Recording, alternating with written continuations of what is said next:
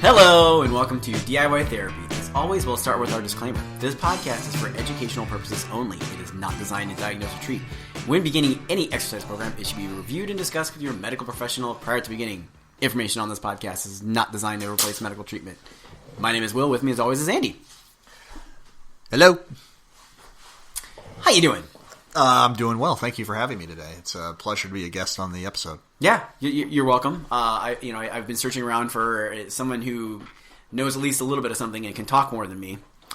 Oh, well, I can talk more than you. The second part of knowing a little bit of something is... I mean, between the two of us, where we have to know one thing. Something. One thing. A thing. Maybe. Yeah. Yeah. Yeah, it's good to be here. I am going to apologize in case for some reason we get a little interruption here. We are actually at my house today, and my daughter had her tonsils out yesterday, and she's in the other room watching the iPad, so she may come in and interrupt us. So we'll just we'll have a special guest star. Yeah.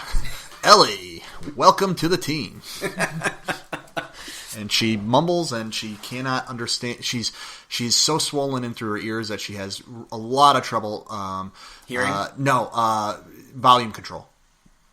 Like last night was hilarious. She just totally monotone and just extremely loud, and she just yelling and having to hear herself speak. Yes. Yeah, and we're right here, Elle. We are right here, sweetheart. So, but she's doing well, and she may come in and bother us though. So we'll kind of ad lib as we go along. We'll work around it. Yep. All right. So what are we talking about today? Lacking internal rotation. So internal rotation is in your shoulder, whereas specifically what we're talking about, because you can have internal rotation on your hip. We're not going to talk about that today. Internal rotation on your shoulder mostly comes into play for a man, if you're reaching behind your back to put in either to tuck in your shirt or to reach for a wallet. For a woman, it's usually reaching behind them and to do a bra strap, yeah, or belt too. Yeah, take a belt around. Yeah, looping your belt. Those are the times you really notice missing the internal rotation. Mm-hmm. Now, other times it's one of those ones where you can kind of day to day you're fine without it, but those motions are. Yeah, think about any time that you're trying to reach your hand behind your hip, okay, or like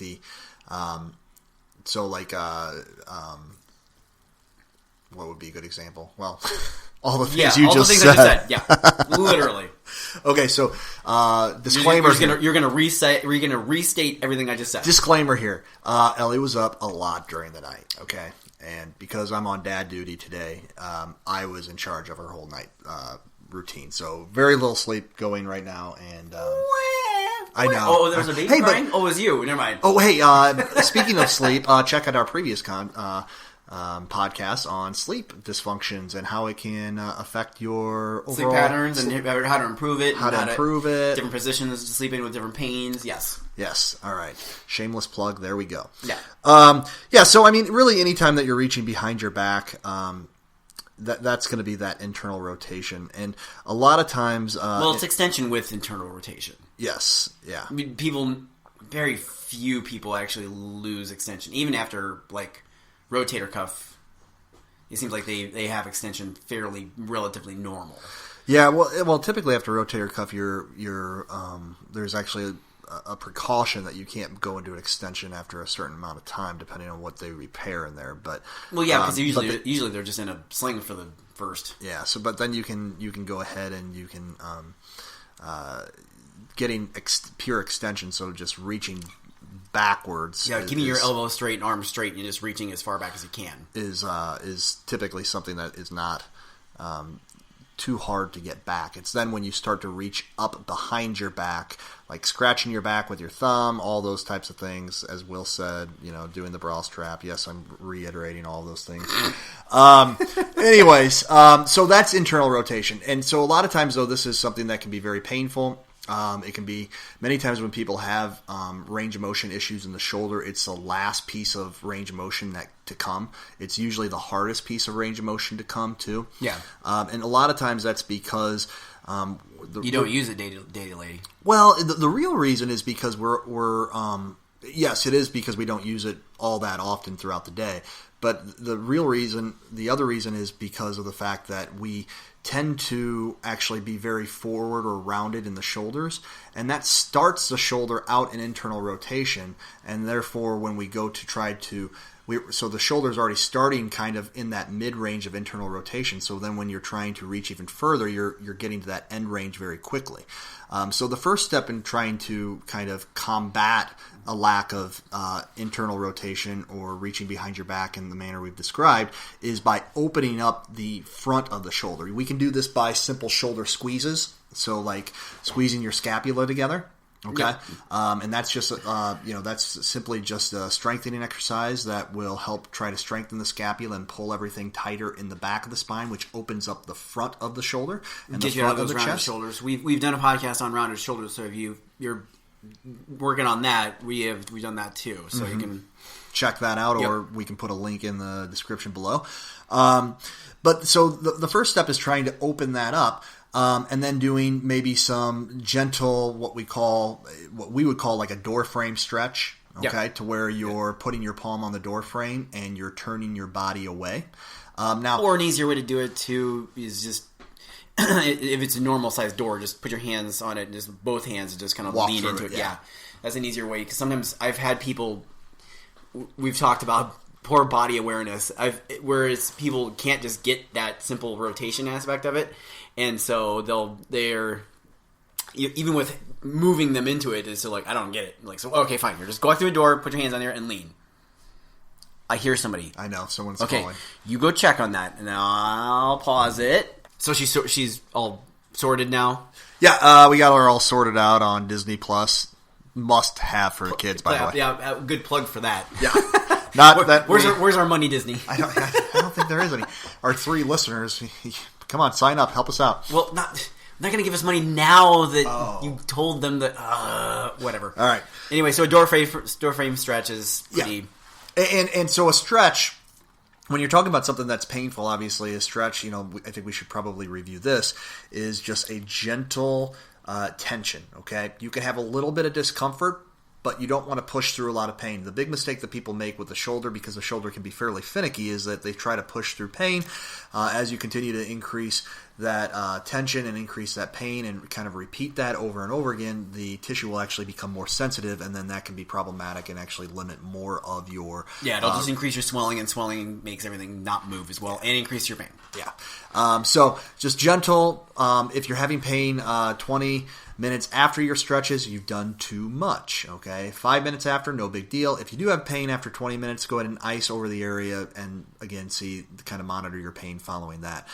Certainly, if you're still having pain after icing, then you certainly have done way too much. So a good trick I've learned with the shoulder specifically, you'll know you're going too far is if your hand starts to kind of start tingling like it's falling asleep. Yeah, with the door frame stretch. Yeah, with the door frame stretch specifically. If you're even if you're not in pain, you'll know you're going too far into that when your hand starts tingling, because it means it's too far, and it's choking not choking the nerve, so to speak, but it's same idea. But it's just you need to back off a bit. Yeah.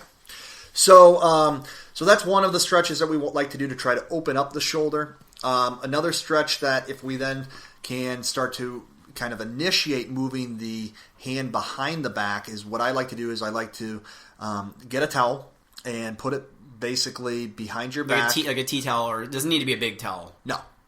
And all you're doing is holding it at both ends, and it should be kind of resting across or parallel to your butt. So just across your butt. About where your butt would be. Yep. And so all you're doing is let's say that we have a limitation on our right side.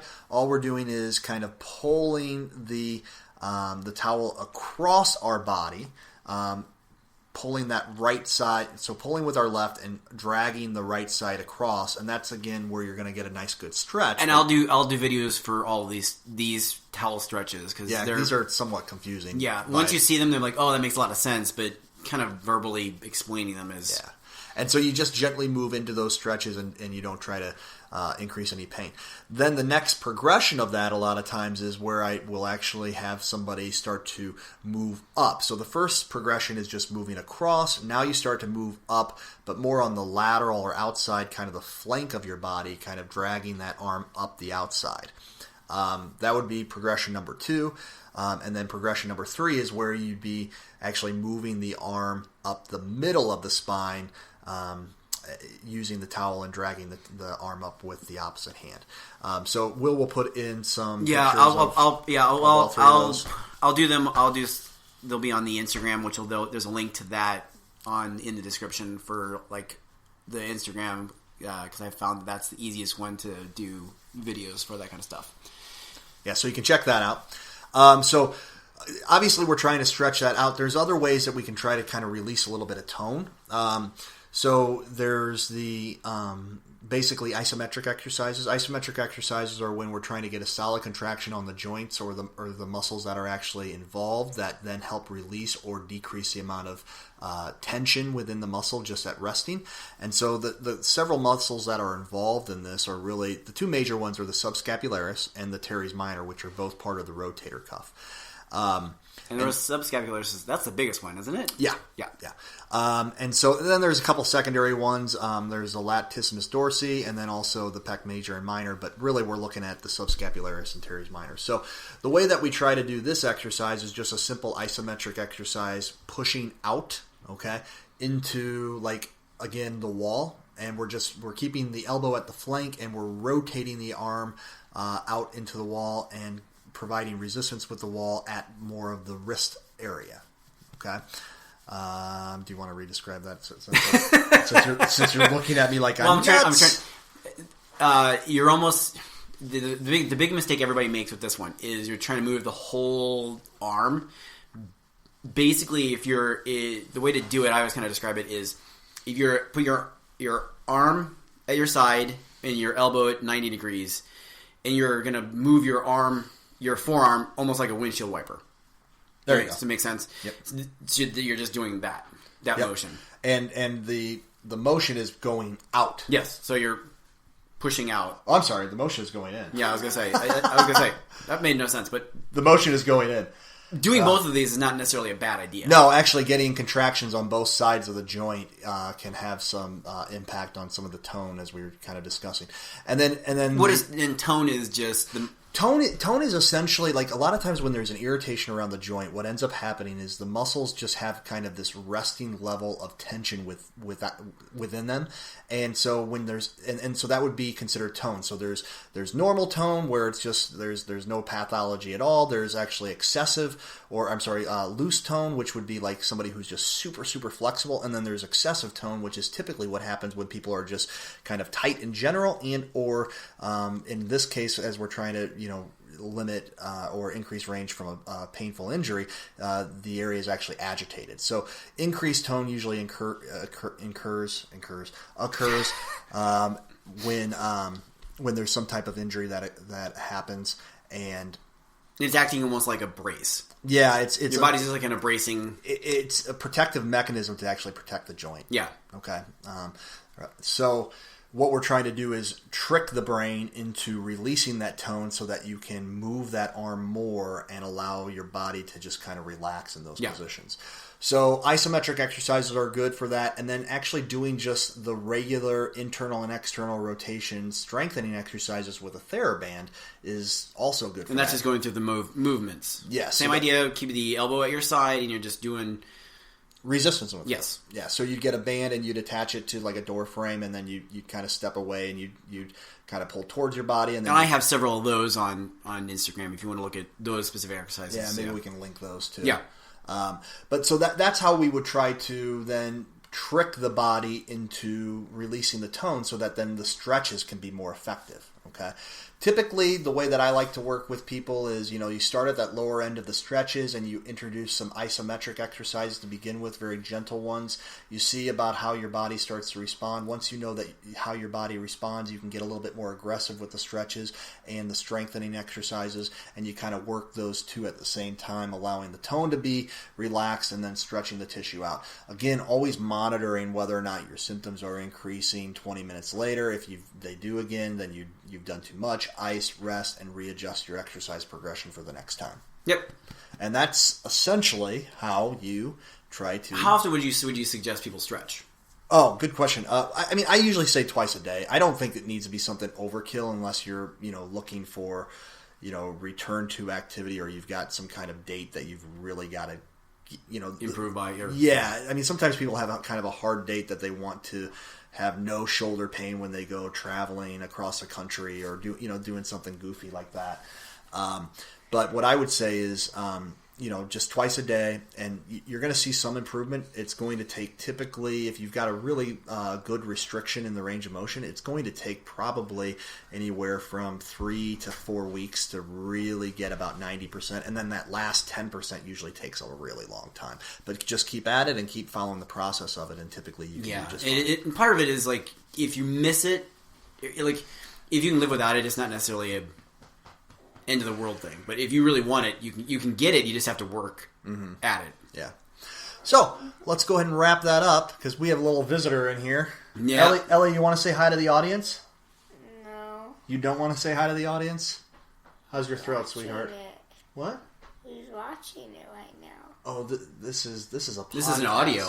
Yeah. This is a theater of the mind. This is like the radio. You know when mommy has you in the car with the radio and she listens to the radio, and all those people are talking? That's what this is. Can you say hi to the people? Hi. Say jello. I'm wrapping this up. Right. This podcast is for educational purposes only. It is not designed to diagnose or treat. When beginning any exercise program, it should be reviewed and discussed with your medical professional prior to beginning. Information on this podcast is not designed to replace medical treatment. Remember, treat yourself.